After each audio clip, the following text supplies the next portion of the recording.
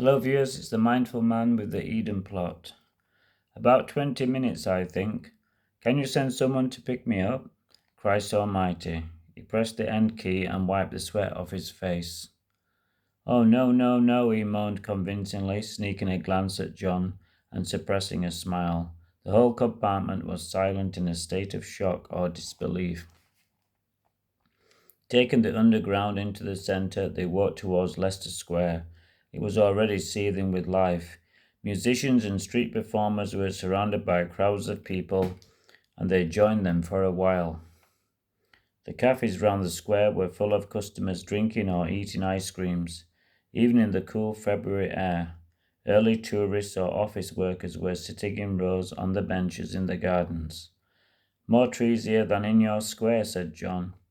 You've got 12, haven't you?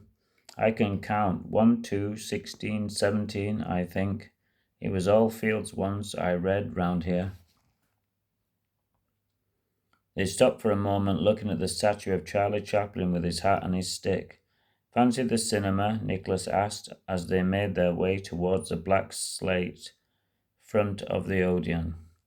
Nothing much on here, said John. I've seen that already. They walked on past a line of people queuing for theatre tickets. Odeon West End not much good either. What about one in the side streets? I saw a casino back there. There'd be more like it, don't you think? It's an idea, said Nicholas as they went on round. There's a Starbucks. Come on, I'm parched.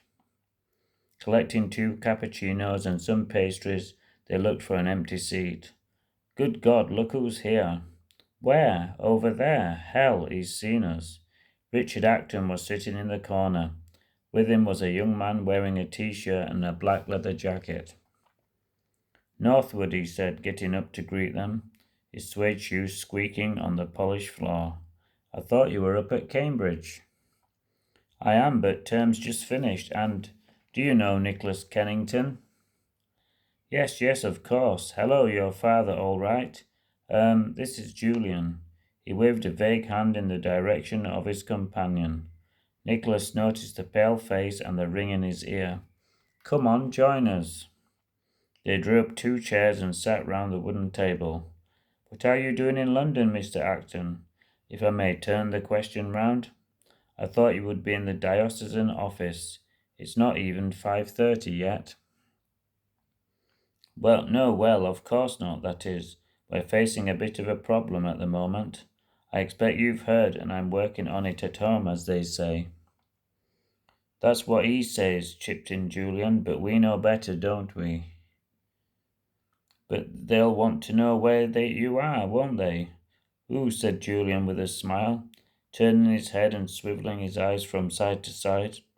As it happens, I'm on the brink of a major development. A major development. In a few weeks' time, I'll have something to announce. Our money worries will be over for good. I did hear there'd be some sort of muddle over the finances or something. What was it all about? Nonsense, a muddle? Of course not. A very big new initiative is underway. I take my cue from the great leaders of the world. Leadership, that's what's needed. Julius Caesar, now he was a leader, or Napoleon over there. Brilliant, both of them. But there are some very silly people about spreading rumours. You used to be friendly with Victoria, didn't you? John's heart missed a beat, but he did not show it. We just worked together, he said. You asked us to catalogue all that stuff in the attic. I got to know her quite well, then, I suppose. She's a sensible girl. Most of the time, and you found the papers about Eden Bottom Wood. What? One of the properties in that box you brought me, you remember?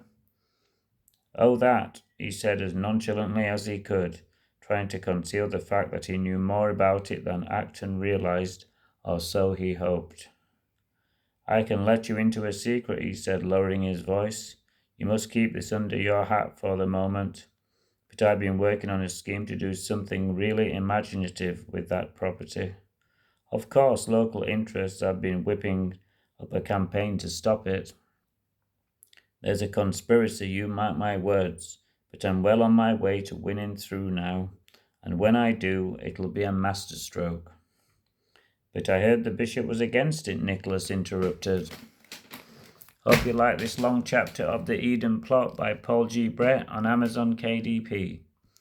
Please sub me if you liked it.